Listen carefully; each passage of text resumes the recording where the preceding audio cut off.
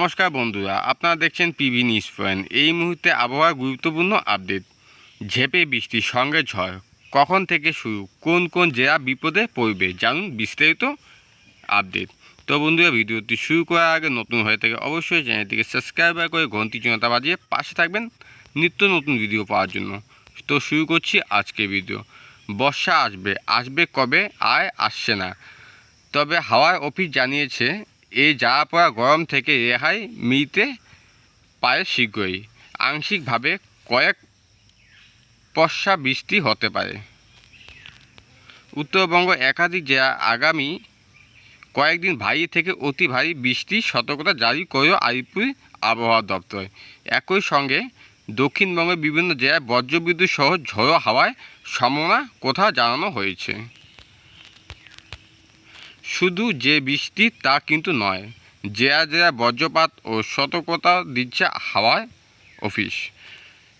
সঙ্গে বইতে পারে ঝোড়ো হাওয়া, কোথাও কোথাও 40 থেকে 50 কিলোমিটার পর্যন্ত বেগে বইতে পারে দমকা হাওয়া।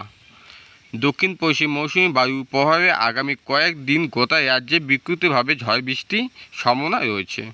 তবে বৃষ্টির সময় বাদ দিলে ফের গরম দেখা দেবে। আর্দ্রতাজনিত অস্থির বজায় থাকবে। কলকাতা সহ আশেপাশের এলাকায় এই অস্থির দেখা দিতে পারে। আলিপুর আবহাওয়া দপ্তর জানিয়েছে 17 জুন থেকে আগামী এক সপ্তাহ উত্তরবঙ্গের দার্জিলিং, কালিম্পং, জলপাইগুড়ি, আলিপুরদুয়ার ও কুচবিহার জেলায় ভারী থেকে অতি ভারী বৃষ্টির সম্ভাবনা রয়েছে। কলকাতা, হাওড়া এবং 2 উপকূলীয় জেলায় অর্থাৎ পূর্ব মেদিনীপুর, দক্ষিণ 24 পরগনা বাদ দিয়ে শুক্রবার থেকে দক্ষিণবঙ্গে সর্বত্রই বিক্ষিপ্ত ঝড় বৃষ্টির সতর্কতা রয়েছে। বর্ধমান, বীরভূম, মুর্শিদাবাদ, পুরুলিয়া এবং বাঁকুড়াতে বৃষ্টি হতে পারে।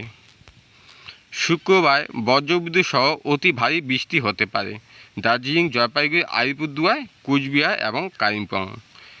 তারপরে আগামী 2-3 দিন জলপাইগুড়ি, আলিপুরদুয়ার এবং কুচবিহারে অতি ভারী বৃষ্টির সম্ভাবনা রয়েছে।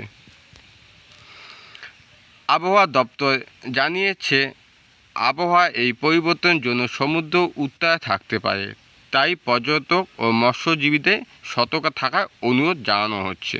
তো বন্ধুরা, আজকের ভিডিও এই পর্যন্ত। পরবর্তী ভিডিওর জন্য অবশ্যই চ্যানেলটিকে সাবস্ক্রাইব করে পাশে থাকবেন। ধন্যবাদ।